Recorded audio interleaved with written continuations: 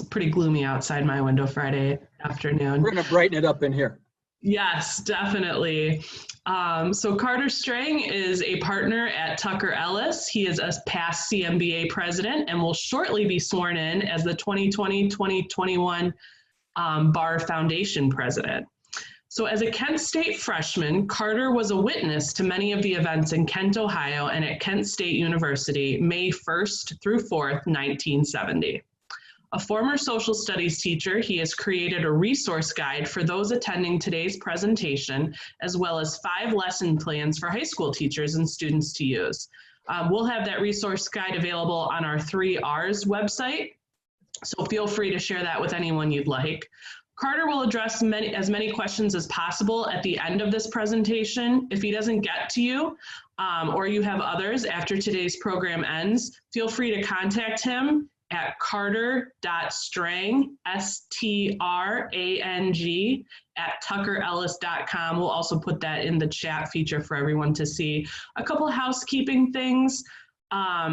Questions, use the Q&A feature at the bottom of your screen. We will get to those questions at the end. Also for CLE credit, those of you who are here for that, we do need you to fill out the evaluation at the end. That is how you will obtain your CLE credit. The link to the evaluation will show up in the chat panel. It will also pop up after you leave this presentation today. And as a third safeguard, we will email you the evaluation as well. So please make sure you fill that out if you are here for CLE credit. So with that, I am going to kick it off to Carter. Well, thank you, Carrie. I appreciate that. And thanks to all of you joining the presentation via Zoom. We're going to be doing this by a PowerPoint that I created that you should be able to see now on your screen. It has embedded photos, audio, and an 8mm, what was at the time an 8mm movie of the shooting that's been converted to video, and we'll show that as well. So I want to try to put you there. This happened, as you know, 50 years ago. I never thought I would be an eyewitness to history as a freshman at Kent, but I was.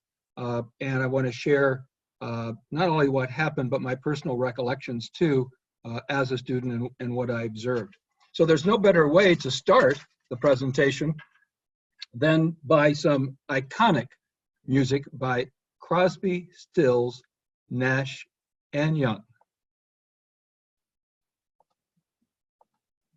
Oops.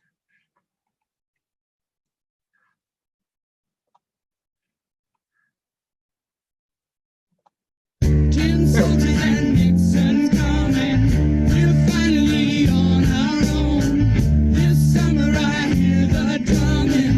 Forget in Ohio. On May 4th, 1970, a Monday, members of the Ohio National Guard fired into a group of demonstrators and protesters at Kent State University. 4 were killed and 9 were wounded. It was the day that the war came home.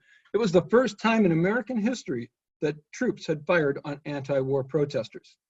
As I said, I'll provide an overview. The resource guide that was referenced provides you many, many more sources about so many aspects of what happened.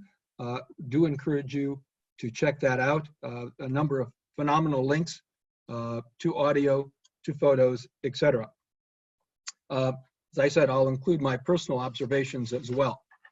On April 30th, 1970, 50 years ago last night, President Nixon addressed a national TV audience and announced that American troops were entering Cambodia to eliminate enemy sanctuaries. Now, Richard Nixon had been elected in part on a campaign to wind down the war. Peace with honor was part of his campaign slogan, and he had actually started to withdraw troops from American troops from South Vietnam. So anti-war protesters were quite shocked at this because they saw the sending American troops into Cambodia as an expansion, not a contraction of the war. And activists around the United States on college campuses reacted. And so at Kent State on May 1st at noon, so 50 years to this moment, I joined because I didn't have a class at that time. I left the class and joined the protest at Kent State University. And you can see in the upper right-hand corner, the crowd sitting there listening to a group of graduate students talk about what they said was an illegal entry into Cambodia, a violation of the Constitution. They dug a hole and buried a copy of the Constitution. The Commons was a large grassy area, still's there in the middle of campus. It's about 2 football fields long. And at the very east end of the Commons is a Victory Bell. And that was the place that protesters going back to the 50s and into the early 60s had gathered because the hill on the east end there permitted you to see everything quite well. So it was kind of a natural auditorium there outside for protesters. Uneventful, other than the burying of the Constitution, there was an announcement that there was going to be another rally held on Monday, May 4th, which Monday, May 4th was the beginning of midterm week because we were on quarters back then. Left the demonstration, thought nothing more of it. Things were quite different that night. That evening, a group of young people took over South Water Street in downtown Kent and rioted, breaking windows, damaging stores of local merchants. The photo at the bottom left shows Water Street just before the riot occurred, and local police, they used tear gas to disperse the crowd. You can see in the bottom right-hand corner, boarded up local businesses after the riot. Kent's mayor was concerned about the violence of that night, called for a curfew. There were threats of local merchants the next morning, Saturday, May 2nd, that they didn't put anti-war posters in their windows. Their stores would be vandalized as well. There were rumors of outside agitators coming to Kent. This caused Mayor Satram, who was a neighbor of mine actually in Kent, he had been a mayor a relatively short period of time, to ask for help from the Ohio National Guard because he felt the Portage County Sheriff's Department and the Kent Police Department would be insufficient to enforce the curfew on Saturday night. The National Guard had been on a labor strike, a trucking strike in Akron up until that time and had very long duty there. Thought they were going home, but now they're being deployed to Kent. Now, what did I observe? I already talked about the rally on May 1st. That evening, I went downtown. It was a beautiful spring evening. It had been very cold spring. And as I walked down Water Street, I was quite surprised at what I saw because while it was often crowded down there, there were many bars, many places where there were bands that played. This time, a group of young people had taken over the street and set, as you can see in that picture, a large bonfire. Bricks, stones were thrown at cars that tried to get through. I actually was quite upset about this. I was against the war. I had not only participated in the protest earlier that day, but had attended a moratorium the fall before. But I did not believe that the use of violence to end the war was a good idea, certainly as a tactical move, because it would not win the hearts and minds of Middle America, which we were trying to do. It would just alienate them. So when I saw this, I was quite horrified, and I had grown up in Kent, knew many of the local merchants. I did not know what the crowd was going to do other than stop the traffic. And I decided quite unwisely I was going to put an end to the riot. So I went into Big Daddy's, a local bar, grabbed a pitcher that was not being used anymore, filled it with water, and went out to put out the fire. Fortunately, a bouncer grabbed the pitcher from me and poured the water out. At that point, I looked out into the street again, and a young man with a red headband, there were a number that had red headbands, a number of them I knew, said, "Let's go," and pointed to the intersection of Water Street and Route 59, and the group began to move, and as they moved, they did quite a bit of damage to the local businesses and the storefronts.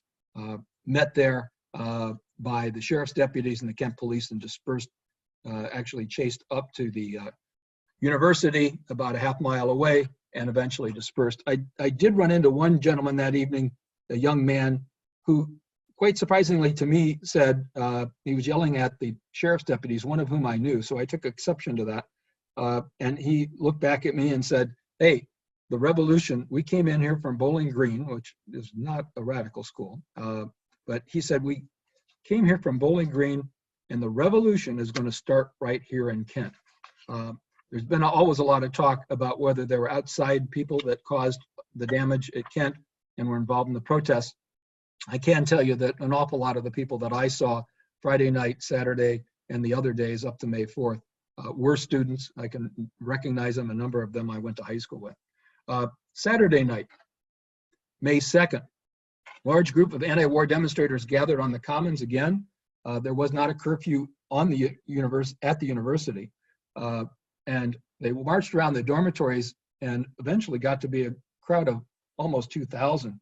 Under cover of darkness, a small group of them, when they got back to the Commons, set fire to the Kent State University ROTC building located at the far western end of the Commons opposite that Victory Bell. Efforts by the Kent Fire Department to extinguish fire were thwarted by demonstrators who assaulted the firemen and cut their fire hoses. Alerted to the fire, the National Guard moved on to campus. Matter of fact, as they came from Akron into Kent, they could see the smoke. And they came onto campus to protect the remaining buildings and broke up the crowd. The building was a total loss.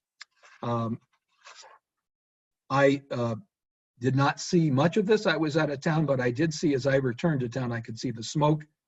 Went up to a parking lot close to the university and could see that there was nothing left of the ROTC building, and the guard now was on campus. On Sunday, May 3rd, Ohio's Governor James Rhodes came to Kent, and he observed the remains of the ROTC building, which you can see in the upper left-hand corner photograph. He met with local officials, held a news conference. He was term limited as governor. Tuesday, May 5th, was a U.S. Republican primary for the U.S. Senate. He was running on a law and order theme, and he was way behind his opponent, Robert Taft Jr., 6 points behind in the polls. The news conference that he held was covered extensively by the media, and you're going to hear what he had to say, but we are going to eradicate the problem. We're not going to treat the symptoms. And these people just move from one campus to the other and terrorize the community. They're worse than the brown shirt and the communist element, and also the night riders and the vigilantes. They're the worst type of people that we harbor in America. And I want to say that they're not going to take over a campus. He made it very clear that he was in charge. There would be no protests permitted, and the classes would be held. They're not going to be allowed to shut down the school. Later on, it was said in that press conference that the radicals would not let death stand in their way of accomplishing their objectives. And someone else, the Highway Patrol representative, said that he expected law enforcement would come under fire, and they were prepared to return fire. Sunday, May 3rd, following the press conference of Governor Rhodes that evening, there was a curfew not only in Kent now, but also on the campus. Despite that, a group of protesters gathered at the intersection of Lincoln and Main, which you see in the top photograph. You can see a half-track carrier there from the National Guard. They blocked traffic and demanded to see the mayor and the president of the university. When the curfew came, that assembly was broken up. And you can see down the bottom right-hand, the confrontation. Tear gas was fired. And actually, at this point, several students did receive some bayonet cuts, although interestingly they were not serious. So things are getting ratcheted up. That evening, I went up to campus, actually to not protest, but to study for my midterm. There were huge military helicopters going all over the campus looking for assemblies. They had spotlights on the bottom of them. I can still hear that noise flying at a very low level. And one was actually following my car as I went up to the campus that evening. And I saw a group that actually was walking toward the president's home to confront him. That home was protected by the guard, and they were dispersing that group with tear gas. Monday, May 4th, as I said, it was the beginning of midterm week. The campus was literally taken over by the National Guard. As you can see here, there were 1,000 of them on campus. There were 12,000 leaflets printed that there would be no assemblies permitted. I went to a midterm that morning and came out and was handed a leaflet by a high school friend of mine that said there was going to be a noon rally, despite the order that there would be no assemblies permitted. Just a little bit about Kent. At that time, it was a school almost no one outside of the Midwest had heard of. It was a school of 20,000. Many of the graduates went on to be nurses and school educators and administrators. And it was a school in which an awful lot of the students were first in their family to go to college. In terms of political orientation, it was fairly conservative. An awful lot of the kids had part-time jobs and were working their way through school back when you could actually do that. A poll taken in the spring of 1970 showed, however, that a majority of the students were opposed to the Vietnam War. You can see the man in the guardsman in the lower right-hand corner with a flower in his barrel of his gun. Allison Krauss, a KSU student, put a flower in the gun barrel and said, flowers are better than bullets, and she was later one of the fatalities. So we're now on to May 4th, the afternoon, at noon. Down in the bottom right-hand corner, you can see this is taken from close to where the guard would be positioned at the west end of the Commons. You can see at the very east end of the Commons a lot of students. You can see Taylor Hall at the top of that hill. Upper left-hand corner, you can see a close-up of the students, including Jeffrey Miller. Jeffrey Miller is right in the center bottom of that photograph with kind of a yoke Western shirt on. He was later a fatality. He was actively involved in the demonstration. Right-hand corner is Allison Krauss with the pigtail. She was an active participant and a fatality, as was Jeffrey Miller. A Jeep went out from the guard lines, and you'll hear what the Jeep had to say in a second and the response from the students that were gathered. The group of protesters, hard to tell who was a protester and who wasn't, but those immediately around the Victory Bell numbered between 300 to 500, probably another 1,000 that were onlookers. And I was an onlooker. I'll talk about that in a second.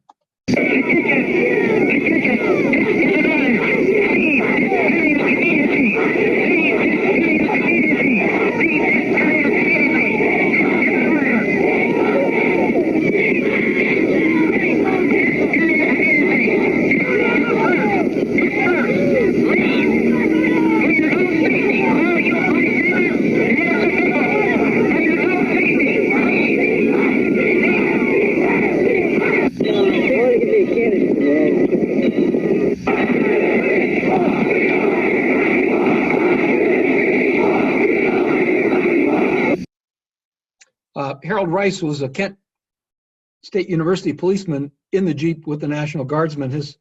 He was the person on the megaphone, and he later said when interviewed that he was worried because his son was a Kent student and was in that crowd, and he was afraid for him as well. And he later found out that his son actually did listen and did lead. As I say, I had taken a midterm and was handed the leaflet about the rally, and I took up a position which would be in that bottom right corner, just to the right, which would be to the south end of the Commons. So I had a perfect view, guard to my left, protesters to the right. So the Jeep came under the barrage, not only of verbal assaults, but also some rocks were thrown. So they decided, the Jeep went back to the guard lines, and now the guard formed up to move out to disperse the rally. You can see up the upper left-hand corner, tear gas grenade launcher being fired. The National Guardsmen were dressed for battle. They had tear gas masks. Interesting thing about those masks did not have prescription lenses in them. So any guardsman that had a vision issue could not see well out of those, and a number of them did have that issue. So they had gas mask helmets, as you can see. They had M1 rifles that with bayonets, the M1 rifles can kill at a distance of 2 miles and pierce metal. And there were a few of them, of the guardsmen, that had handguns and a few that had shotguns. As they formed up a line, they moved out across the commons, firing tear gas. You can see the tear gas. So as the guard moved out, they fired tear gas. It was a windy day. The tear gas was highly ineffective because of that. And also the tear gas canisters are picked up and thrown back by the students. And actually people were laughing about this because it seemed so farcical. You had guardsmen dressed as though they were going off to battle against the Viet Cong, and on the other end, throwing tear gas back at them, were students with tie-dye shirts and sandals and blue jeans. As the guard moved out, while the tear gas didn't move the demonstrators, the guard's presence did, and they began to move up the hill at the east end of Taylor Hall. That was called Blanket Hill, and you can see it in the upper right-hand corner picture there. It's called Blanket Hill because we were there were strict curfews in the dormitories, and boys were not allowed in girls' dorms and vice versa, and so it earned its name as a makeout location on campus. It was called Blanket Hill. That's to the right of Taylor Hall as you're looking in that picture in the upper right-hand corner. So as the guard moved, the students began to then move up that hill away from the guard. In the lower right-hand corner, you can see the guard formation there, way down at the east end of the, at the west end of the commons. And then you can see the students coming away from them up the hill. The student who is right in the middle of the picture, who has in his left hand some, looks like papers or a notebook, that's William Schroeder. William Schroeder was an ROTC student, a cadet at Lorraine. He was later a fatality. This shows the other side of the hill. In the upper right-hand corner, you can see where the Commons is. You can see where Taylor Hall is. You can see where where Blanket Hill is. The guard came marching down between Blanket Hill and Taylor Hall and took up a position in this practice football field. Student protesters gathered in the Prentice Hall parking lot, probably 50 to 70 yards from them, as you'll see in these photographs. Not a smart move by the National Guard, because the practice football field had a 6-foot link fence on two sides, on the west side, on the east side and the south side, and partially on the Prentice Hall side. And now they had student protesters facing them from the north, and on the Blanket Hill side, there were many protesters as well. While they were on the practice football field, they were harassed by students who began to throw rocks at them. And you can see in these photos, top left, bottom left, that happening. And you can see the distance between those throwing rocks. The FBI did an extensive investigation after the shooting and talked about how many students are estimated to have thrown rocks, somewhere around 20 to 50. But it was quite a distance, as you can see in the photograph. 15 guardsmen claimed to have been injured by rocks, no one seriously. The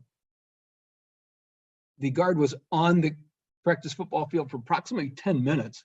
You can see in the upper right-hand corner that a group of them in Troop G got down on one knee as a threat for the students to stop throwing rocks. They did not fire, however. And a group of them can be seen talking to each other too in the background, some of their leaders at this point. The guard at this point also decided that they were going to regroup and go back in the direction in which they had come to the practice football field. So here are photographs of them lined up and marching off the practice football field up toward, in the upper left-hand corner. They're going to cross that little road and start up Blanket Hill by Taylor Hall. In the right-hand corner, you can see that as they go up that hill, they're looking back to their right, keeping an eye on the protesters. Same thing in the bottom left photo. The protesters, as they went up Blanket Hill, those that were on the hill got out of their way, many of them going down into the Prentice Hall parking lot.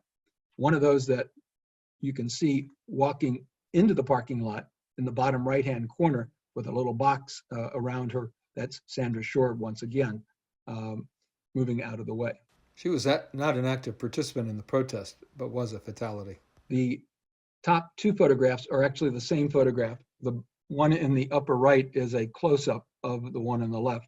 But you can see the guard close to the crest of that hill. This is taken from the Prentice Hall lot. Gives you an idea of the distance, gives you an idea of the number of students that are gathered. An awful lot of students are gathered on a little ledge in front of Taylor Hall to the right, but they were not involved actually in protesting or throwing rocks. The bottom photograph is the last known photograph of the guardsmen and the students before the shooting. And you can see they're close to the crest of the hill, and you can see as this guard began to march to the crest of the hill to go back down the hill, students began following them. You can see several of them carrying books and other things. This shows you that movement by the National Guard. For reasons that are still in dispute, when the guard got to the top of the hill, the guardsmen closest to the students opened fire. You can see the sequence of events: upper left, upper right, lower left, lower right. Almost all of the guardsmen that initially opened fire were part of Troop G. Troop G turned in unison and turned 135 degrees around to face those students that were coming up Blanket Hill and in the Prentice Hall lot, and began firing. And they fired for 13 seconds. Some 67 shots were fired. Approximately 100 guardsmen up on Blanket Hill at that time. You can see in the upper right-hand corner, upper left-hand corner, some of the guardsmen don't have masks. There were 3 officers up there, and they did not have masks. Upper left-hand corner, one man's in a business suit. That was General Canterbury. And you can see he's just to the right of that pole, and he actually, on a close-up, you can see that he's quite shocked when he begins to hear the shooting. There's a look of shock on his face. Some guardsmen are still walking down toward the commons, as you can see in the photo. A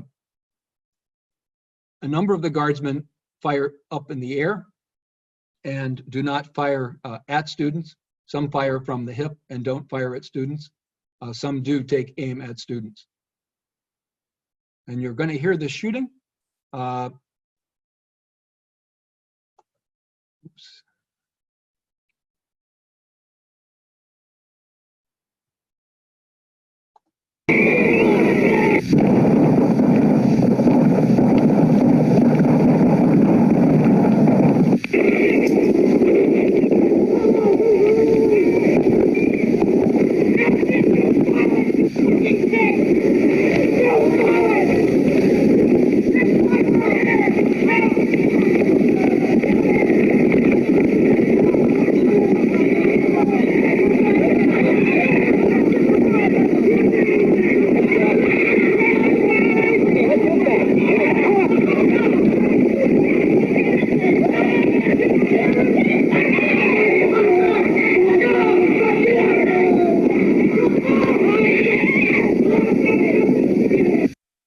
So 13 seconds, 67 shots fired by 28 of the 77 guardsmen on Blanket Hill.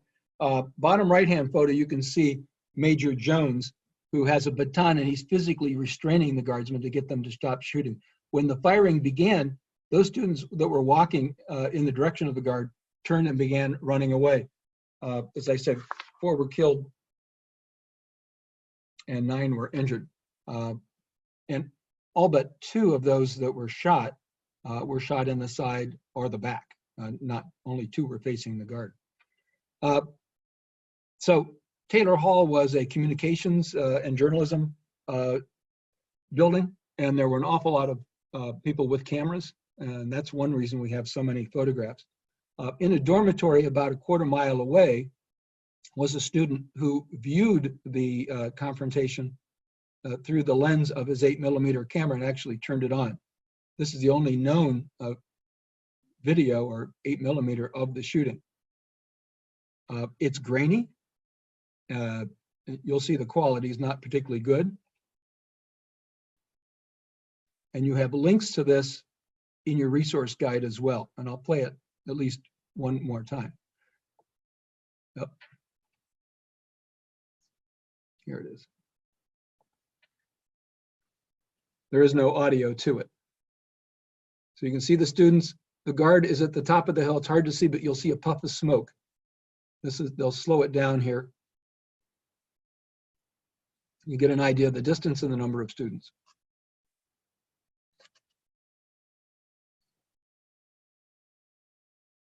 There's a puff of smoke and the students running the other way.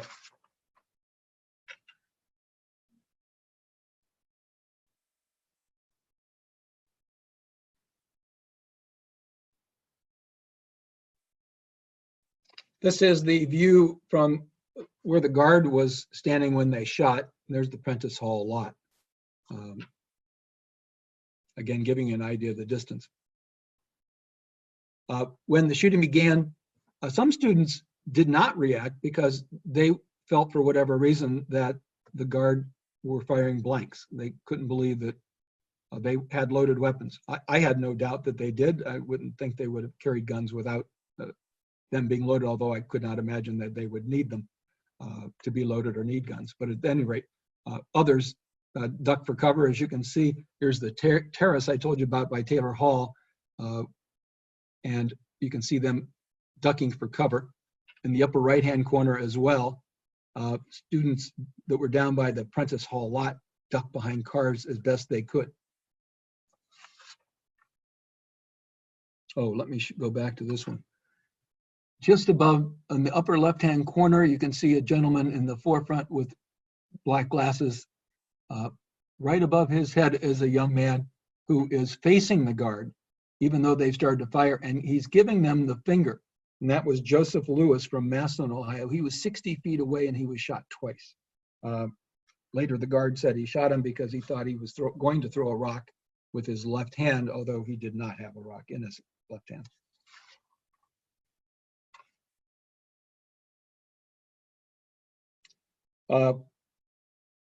Here's the carnage. Jeffrey Miller standing at the bottom of Blanket Hill in the street by the parking lot, was shot through the mouth as he was facing the guard, killed instantly. And as I mentioned, several others, Sandra Shore, Allison Krause, and William Schroeder were killed. Others were injured. And you're going to hear a tape now of the aftermath of the shooting. Oops. There it is. Somebody call, please. Let's go away.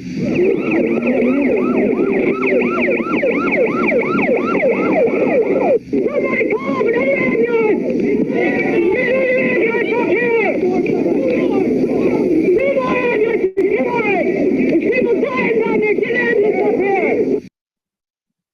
The photo in the middle on the right-hand side shows students attending to another student that was injured. The student with his back to the camera with the white t-shirt and the long hair was a high school friend of mine, and he's actually the one that told me what had happened, because I had remained on the common side. I hadn't gone over Blanket Hill to follow the guard to see what was going to happen at that point. And so I was not aware of what had happened until these people, these students that had witnessed it, came over and told us about it. This is a schematic that shows you the entire march of the guard, where they left the formation. Troop G and Company A, as they went up Blanket Hill, down into the lot, parking lot, or practice football field, I should say, and then back up Blanket Hill, and then where they shot from. Company C, interestingly, they did not go down to the practice football field, but formed up a line there on the other side of Taylor Hall. You can see the location of the students that were injured and killed. And Jeffrey Miller was 265 feet from the guardsman when he was killed. That's his high school photo in the upper left-hand corner. William Schroeder is below him. I said he was the ROTC student, and that's the dot to the left on his side by his photo. Allison Krause was on the right, and she was an honor student hiding behind a car with her boyfriend when she was shot. And Sandra Shore, who I mentioned as well. Sandy was 390 feet away. He died in the ambulance on the way to the hospital. Allison was 243 feet away, and she bled to death.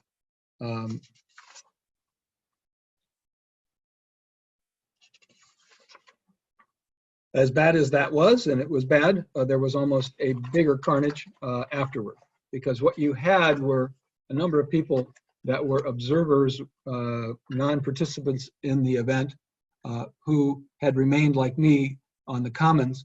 And after the shooting happened and the ambulances went through the commons up over the hill, and the students came back from the shooting area and told those of us that were just onlookers what had happened, you had not only the craze at this point, students who had witnessed what happened, but now you had others who were not involved, not protesting, who were outraged too, at how could this happen on a college campus. And you can see how large that group is in that middle photograph, and I was in that group closest to that tree. And I can tell you that there were people in that group who were at that moment saying, I don't care what they do to us, we're gonna charge them. And you can see the guard opposite us. And so the guard had said, you can see the faculty marshals in the left-hand corner, bottom left-hand corner, pleading with General Canterbury to give them time to try to calm the crowd down before they moved out, because the guard said, we're gonna move out, they can't be here. Assemblies are not permitted, and we're gonna move out on them. And here you can see in the bottom right-hand corner, the professors pleading with the students with bullhorns to leave. The last to speak was Professor Frank, and you'll hear his impassioned speech, or plea, I should say. I am begging you right now, if you don't disperse right now, they're going to move in, and it can only be a slaughter. Would you please listen to me? Jesus Christ, I don't want to be a part of this. Please. As I say, why calmer heads did prevail. The students did disperse. The campus was closed. We had to complete our work by correspondence, and the campus was closed until the following fall. It touched off the biggest strike in American history, student strike. 4 million students struck, refused to go to school, and somewhere around 450 campuses were closed. Just some additional photographs. There's the M1 rifles. You can see the hole there through that metal pagoda, that metal sculpture that was in the way between the guard and the students down the Prentice lot. There's a bullet that went right through that tree that was also in the direction of fire. So the why did they shoot? Initially, the Adjutant General of the National Guard, Sylvester Del Corso, said, and some guardsmen had said, that there was sniper fire and that's why they fired. But that allegation was confronted directly and dismissed pretty quickly. There was no sniper fire, and the protocol for responding to a sniper is not to fire into a group of people on the ground. Another contention was that, I'll go to this photo next, these series of photos, was that the guard was surrounded. And the bottom left-hand corner photo and the one above it on the top left is taken from the commons side behind the guard when they shot. And you can see they weren't surrounded. There weren't people coming up from the commons side at them. The next claim was that they were being rushed by the students from the Prentice Hall lot, and they were in fear of their lives, that their guard, that they were going to be overrun, their weapons would be used against them. And you can see again the photographs in the upper right and bottom right, the distance between the students and the guardsmen when they shot. Again, the closest known student to the guard was 60 feet. So the FBI, as I said, did an extensive investigation of this, turned that information over to the Justice Department. And the Justice Department said that they did not believe the alibis that were presented, and they had reason to believe that the allegation or the contention that they were being overrun was something that was made up after the fact. So it still leaves the question, why did they fire? Was there a signal? Was there an agreement to fire? Peter Davies wrote a book, The Truth About Kent State, in which he contended that what happened is when the guardsmen were down at the Prentice Hall, when they were down at the practice football field on one knee, a group of them decided that we're going to put an end to this. And when we get to the high ground at Blanket Hill, we'll turn and take care of this.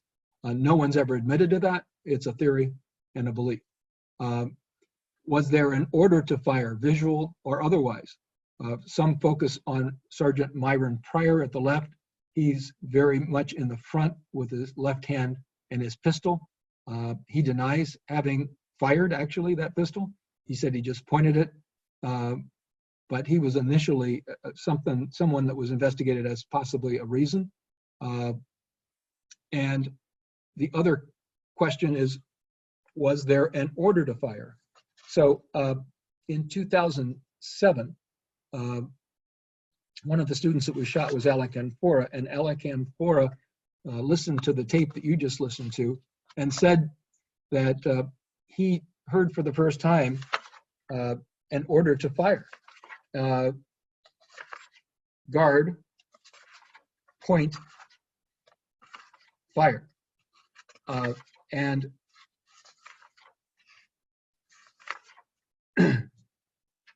it was barely audible. Experts were brought in to do an enhancement of it, and the enhancement also, the expert that looked at the tape concluded that there was an order, although not the language, not the same language that Alan Canfora had said he heard. That was presented to the Justice Department. Obama was the president at that time. The Justice Department sent it to its experts, who concluded that you really couldn't determine anything from the tape, and that the tape recorder that was used, it was a student that put it on the ledge of his dormitory, was not of the quality that would have picked it up.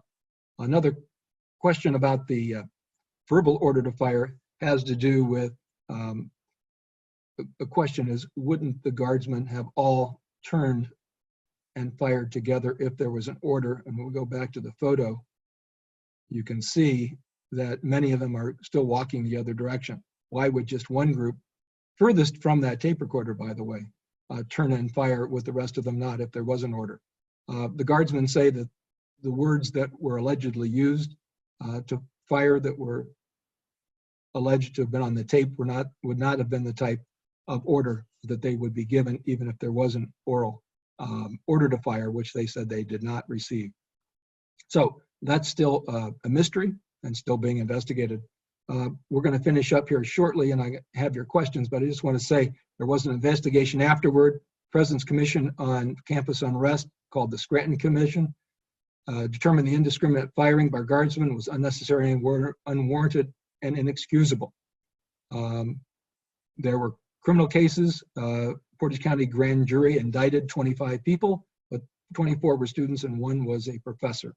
20 of those were dismissed. 5 pled to reduced charges of rioting and arson.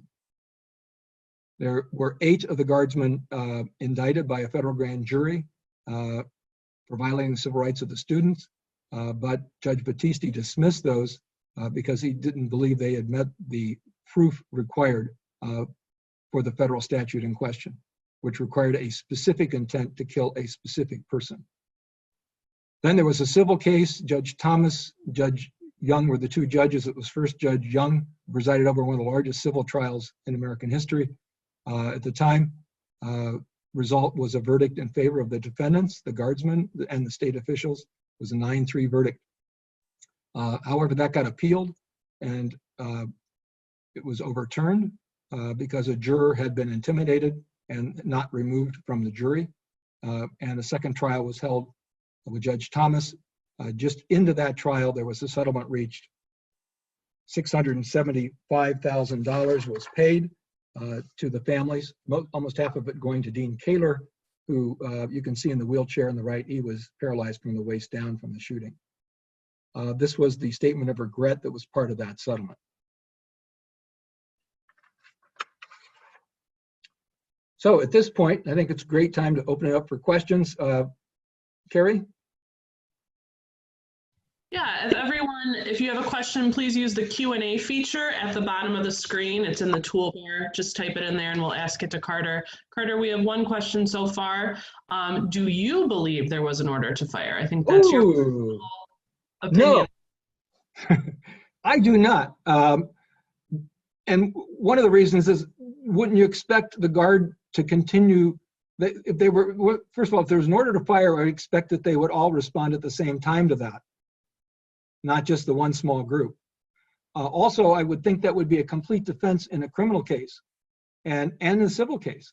If you had been ordered to do that, now those 8 guardsmen were facing, they were being charged criminally for the deaths of those students. That was not their defense. Their defense was that they thought their lives were endangered by the crowd coming toward them, not that they had been ordered to do it. Same thing in the civil case. So I don't believe that that's true. People were yelling all kinds of things. On another tape, you can hear a student yelling at the guardsman, "Put down your guns, you expletive deleted. We have you surrounded."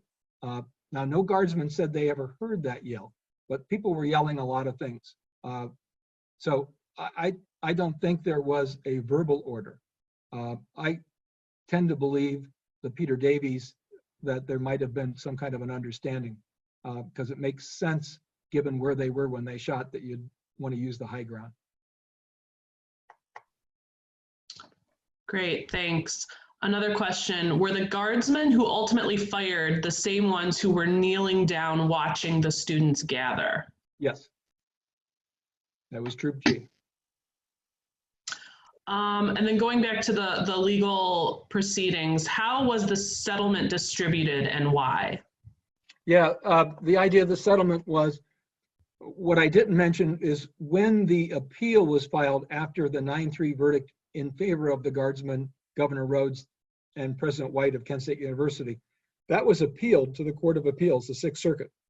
And while the Sixth Circuit said there has to be a retrial based on the fact that that juror was not removed from deliberating and voting, the Sixth Circuit also said something else, and that is the First Amendment case went away, because one of the claims in the original trial was that the First Amendment rights of the students were denied when the guard moved out against them on May 4th. It was illegal for them to preemptively prevent that demonstration because it was peaceful until the Jeep went out. The Sixth Circuit said the university and the state were warranted in not permitting that assembly. So the First Amendment issue went away. There was a retrial. The evidence is basically going to be the same. Why would the result be any same? The ACLU was handling the retrial. They did a juror survey of people that were potential jurors in the Northern District, and they found that the jury pool was likely to be no more sympathetic than was the first jury. So all of that had to do with the settlement. As to how the money was distributed, the idea was to get it into the hands of the people that were alive and needed it the most, and that was mostly Dean Kaler, because he was going to be paralyzed for the rest of his life, so he got almost half of it. The parents of the students killed got very, very little. I think it was $25,000 each. Piggybacking off of the First Amendment discussion, what impact, if any, do you think the Kent State shootings had on continuing Vietnam War protests on other campuses, and does it still have an impact on campus speech today? Yeah, I think that's a real good topic. In the lesson plans that you have access to through the 3R website, one of them is the historical legacy of the Kent State shootings. And feel free to share those lesson plans. I created those primarily because this is going to be posted on the 3R's website, because CMSD kids are having trouble getting instruction. So they're going to be able to use this resource guide the video of today's presentation and the lessons. And one of the lessons is on the historical legacy of the Kent State shootings and what was the legacy of this. One of them was that there was a Supreme Court case. The original claims against the guardsmen and the state officials were denied because of absolute immunity. And in Shore versus Ohio, the Supreme Court ruled immunity is only partial, which permitted the civil cases to go ahead. So in terms of protests, it really changed a number of things, and one of them was the use of force and how that happened across the nation. You saw huge changes in how police units and National Guard were trained in breaking up demonstrations and handling demonstrations. The Guard had very little they had in terms of other than lethal force to use, and that was changed. As I said, it led to the biggest national strike by students and up to that time as well. Whether it led to an earlier end of the Vietnam War is disputed by historians. Kent, by the way, how it impacted Kent. Kent became a center for the anti-war movement. We had people coming, Dick Gregory, Jane Fonda, everybody came to Kent at that point. So it was an interesting time to be there afterwards as well. But protests were permitted after that. There's an annual commemoration that happens. You can see pictures from that. It was supposed to be the big 50th commemoration this year, but that had to be canceled because of COVID. I'll share some of the photographs of some of the famous people that were at Kent State University at that time and were impacted by this. Everybody that was a student then was impacted. Some dropped out, some transferred. Up the left-hand corner is Nick Saban, Alabama coach. He was a freshman at that time, and he said he was impacted. He knew one of the students that was killed. He had a class with her, and he has spoken out about the shooting and said that he felt it was wrong, although he didn't. It was not an eyewitness. Up in the right-hand corner, that's Christy Hyde of Christy Hyde and the Pretenders. She knew a number of the students were killed and was there at the time. Joe Walsh was a student at Kent State. And the pictures at the bottom of the group Devo, and the two pictured there, members of Devo, knew a number of the students and were at the protest. The middle upper right photo, that's Nick Saban, number 5, when he was a sophomore at Kent State University. And the guy next to him, not quite as famous, number 8 is me. I was his teammate. I take full credit for all of his phenomenal success. Thanks, Carter. I've had 2 questions now about this topic. Did your experience at Kent State influence at all your decision to become an attorney? Interestingly, yes and no. Not directly. It did have a tremendous impact on me. I was I guess what in the old days you would have called a jock. I was not a particularly good student. I was not academically inclined. I was a walk-on member of the Kent State football team. And after seeing this, it really caused me to begin to question everything. And I eventually changed, became a social studies major, wanted to teach. Primary focus was history.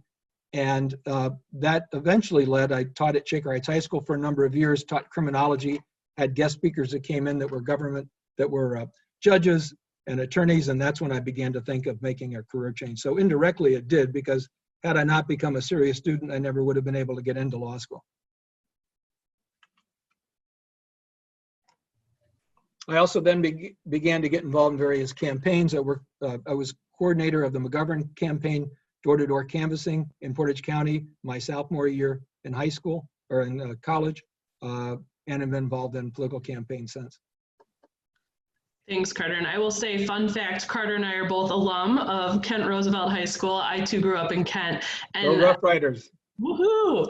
And I will say, Kent was forever changed by this. I was not around during the Kent State shootings, but we talked about it every year in school. Our teachers were there, so they would teach us about it, and it is a lasting legacy in Kent, Ohio. We have a lot more questions. I don't think we're going to get to all of them, but I'll try. And there's 2 about students or ROTC students possibly having guns. First, was Ohio an open carry state at the time? And kind of related is, did the ROTC students have access to guns and/or were any guns missing from the building after the fire damage? No student was ever found to have had a gun. One thing I didn't play was the sound. There was a reporter, when the ROTC building was burnt down, there was a WKSU reporter there, and you can hear the students clapping as the building was burning. You can hear the guard coming in and breaking up that assembly, but you can also hear crackling. And the crackling was ammunition going off, because there was a gun range and there were rifles in the basement of the ROTC building. But no evidence that any guns were missing, no evidence that any guns were in the hands of students. But there is one thing that I did skip because of time constraints. It was believed that there was someone that may have fired a pistol that may have started the whole shooting, and that's Terrence Norman. And Terrence Norman was a photographer on that day, walking behind the guardsman with a gas mask, and he was taking photographs. And it turned out that Terrence Norman was an FBI informant, paid to take photos of protesters. And after the shooting, some people chased him down to the guard lines and said he fired a pistol. His pistol was examined. He did have a pistol. It was examined. The police there that examined it said it had not been fired. But there were several cameramen from a local TV station who said, no, that's not what the guy said. The Kent policeman who examined it said, oh my God, it has been fired.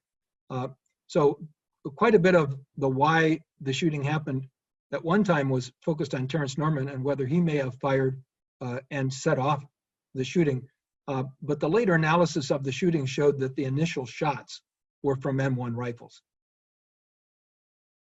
So nothing about, there really isn't anything to show that any of the protesters had guns, even the ROTC students. Open carry, no, you couldn't, I don't think you could, certainly people weren't carrying guns. Open carry was not an issue back in that day. Well, we are at our time. It is 1 o'clock. I'm sorry we weren't able to get to all the questions. Email me with them. I'd be happy Yes. to answer. Carter, it's Carter, CARTER .strang, STRANG @tuckerellis.com. In your chat window, a link to the survey just popped up. It will also pop up when you exit this presentation, and it will also be emailed to you. So Carter, thank you for today. This was extremely informative, and I really appreciate you doing this for us. And thank you everyone for being here today. Have a great weekend. Thanks for your help, Carrie. Bye-bye.